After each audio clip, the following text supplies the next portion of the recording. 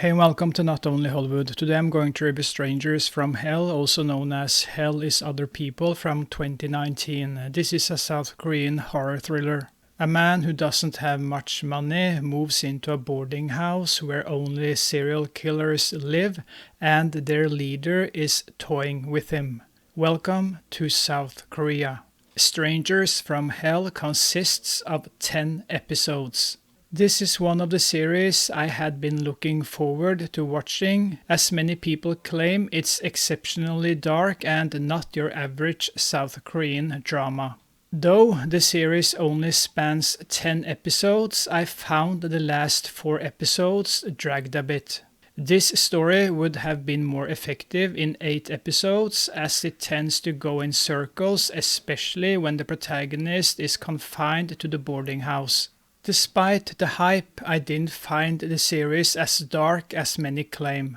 The plot mainly revolves around the leader of the killers playing mind games with the protagonist, and it also seems hinted that the leader might be gay. He even resembles a vampire with his pale face and disturbingly red lipstick.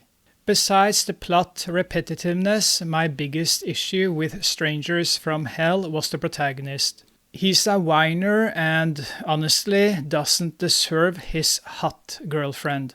He's broke and we see flashbacks to his military service where something traumatic happened, suggesting he might already have some PTSD before moving into the boarding house.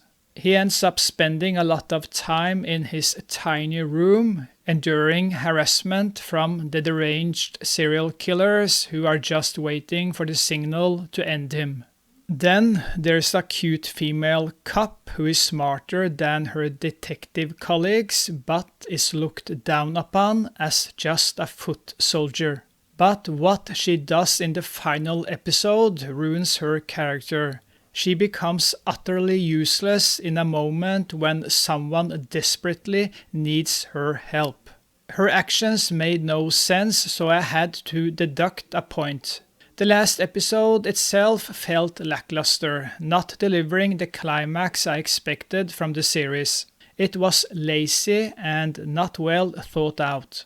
I enjoyed Strangers from Hell, but it's easy to see where it fails. Watching the protagonist's gradual breakdown in each episode was intriguing, as the leader of the killers enjoys playing psychological games with him.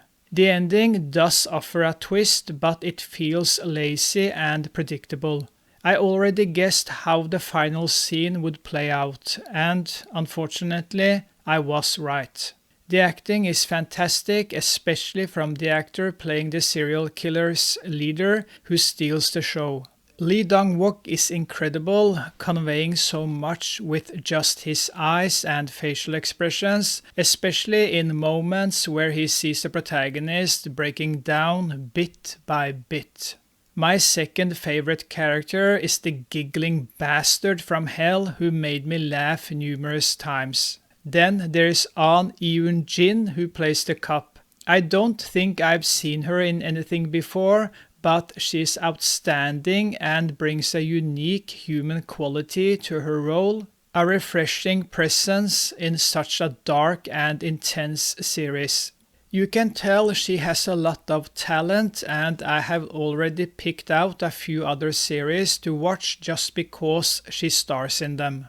I have no complaints about the acting, but I do have plenty about the protagonist. He is whiny, stupid, and hard to sympathize with. He should just have moved out or figured something out, but he is broke, cheap, and a loser with a girlfriend who is far too good for him.